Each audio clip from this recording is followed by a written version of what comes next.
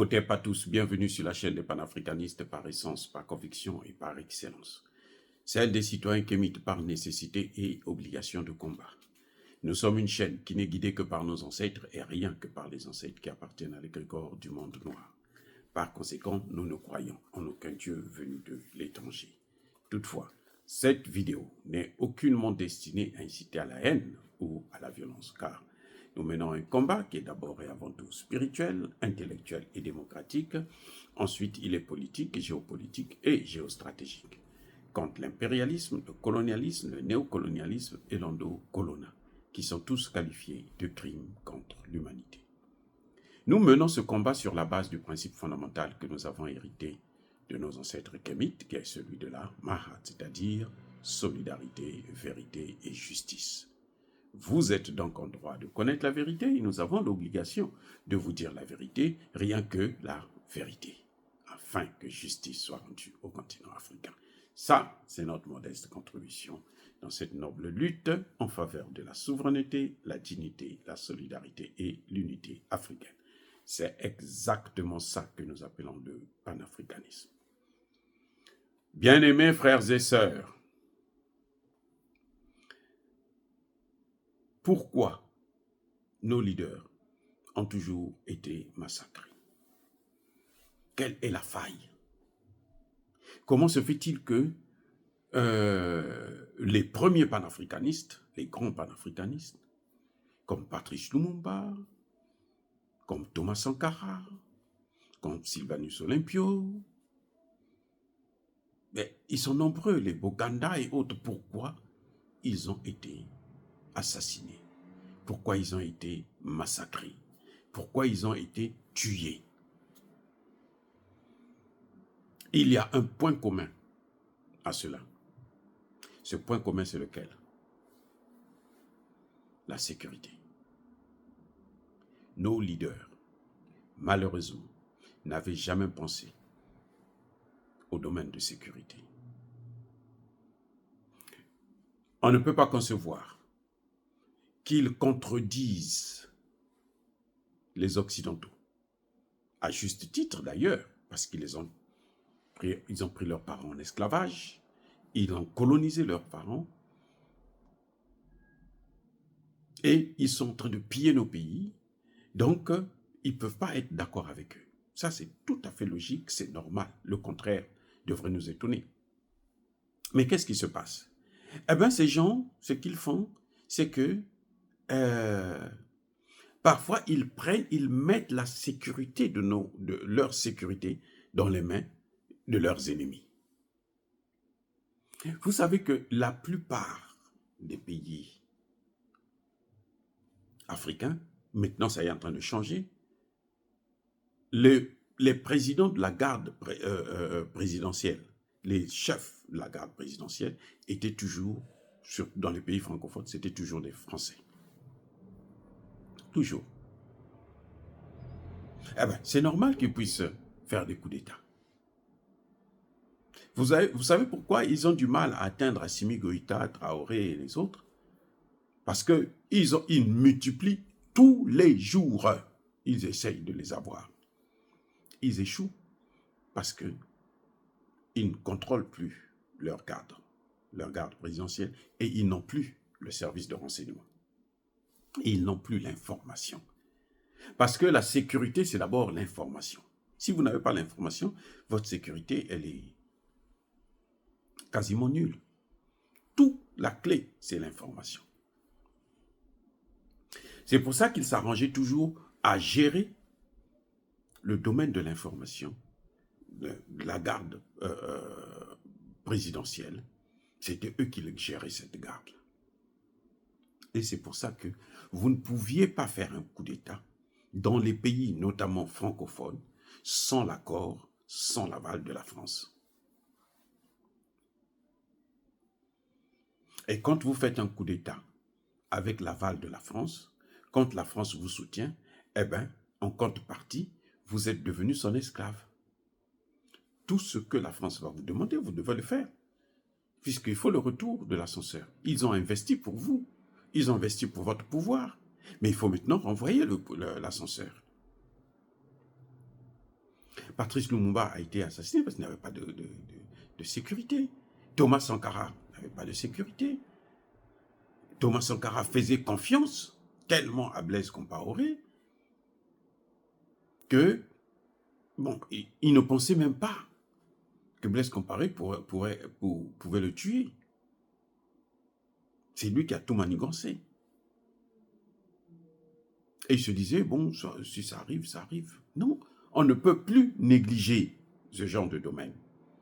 Les dirigeants africains doivent prendre leurs responsabilités. Maintenant, comme on ne peut plus les tuer chez nous, en Afrique, c'est difficile maintenant. Qu'est-ce qu'ils font? On les attend à l'étranger, quand ils viennent pour se faire soigner. Mobutu, d'après certains experts, ils vont vous dire que ce n'était pas un cancer. Il avait été empoisonné quand il était venu en Europe pour se faire soigner la dent. Le président Mobutu. Ils ne voulaient plus de lui. Ils se sont dit, bon, pour se débarrasser de lui, il faut maintenant qu'on puisse l'éliminer. Et le moyen qu'ils ont pu trouver le plus facile, c'était de l'empoisonner, puisque lui, il venait se faire soigner ici. Un problème de dents, il quitte le Congo pour venir jusqu'en Europe. Il prend l'avion pour venir seulement arracher une dent. Vous voyez un peu à quel point nos dirigeants sont négligents, même de leur propre vie. Ils sont négligents. Mobutu, c'est comme ça qu'on l'a eu. Et donc, je crois qu'il faut que nos dirigeants puissent prendre maintenant leurs responsabilités pour commencer maintenant à construire des hôpitaux. Avoir, au moins, ou ne serait-ce que pour eux-mêmes, même si ce n'est pas pour la population, mais eux-mêmes. Ce ne sont pas des surhommes, ce sont des êtres humains qui peuvent tomber aussi malades. Eh oui. Regardez Paul Biya qui venait se faire soigner en France, en Suisse. Qu'est-ce qu'ils font? Eh ben, on monte la tête à quelques Camerounais pour venir faire un tapage là où il est, dans l'hôpital là où il est, chez lui et tout. Et ce stress-là, ce n'est pas évident de s'en sortir. Même la guérison, elle est difficile. Vous voyez, tout ça parce que, eh ben, ils n'ont pas pensé à former. Ils ont formé des médecins. Nous avons maintenant beaucoup de médecins. On a de très bons médecins. C'est vrai qu'ils n'ont pas tous les moyens de travailler. On ne les recrute pas parce qu'il n'y a pas d'hôpitaux pour les utiliser tous par rapport à toutes les spécialités qu'ils ont. Il y en a qui sont obligés de faire ce qu'ils n'ont pas appris. Et c'est pour ça d'ailleurs qu'on trouve que dans certains domaines, on trouve que bon, ils ne sont pas compétents. Mais en fait, ce n'est pas les médecins. C'est parce que ils sont partis, ils se sont spécialisés dans un domaine. Quand ils arrivent, eh ben, il y a tellement, ils n'ont pas la possibilité de travailler dans leur domaine. Ils sont obligés de changer. Ce qui est là, bon, ils essaient de faire avec les moyens du bord. Donc, nos dirigeants doivent s'occuper maintenant de services d'information. Et surtout, de s'occuper, il y a un autre aspect, c'est l'alimentation. On ne peut pas prendre notre alimentation, notre eau que nous buvons, on met ça dans les mains des compagnies étrangères. C'est pas possible.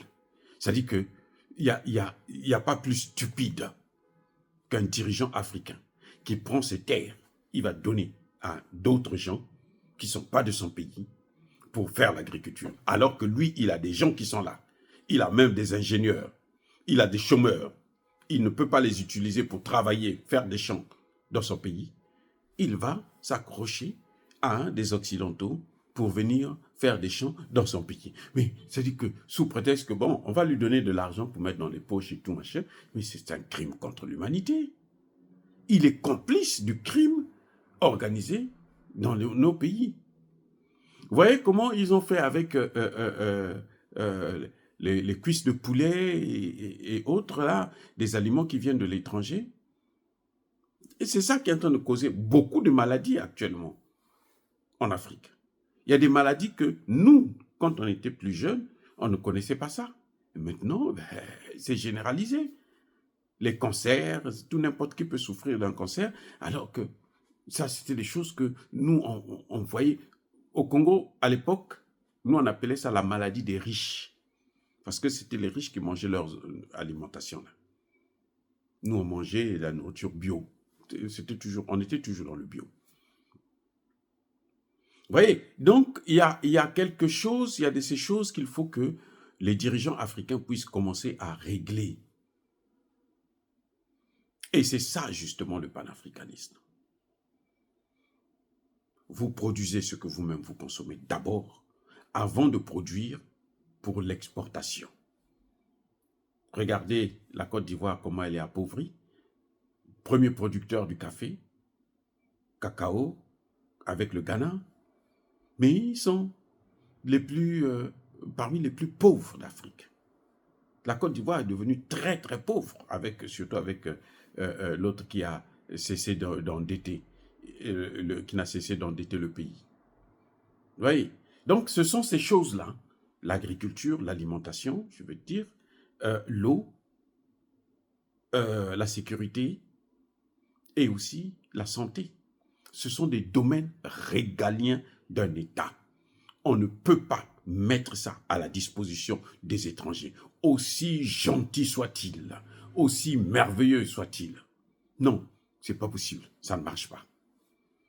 Et dire cela, c'est inciter à la haine ou à la violence. Non, il y a pas colère, malin.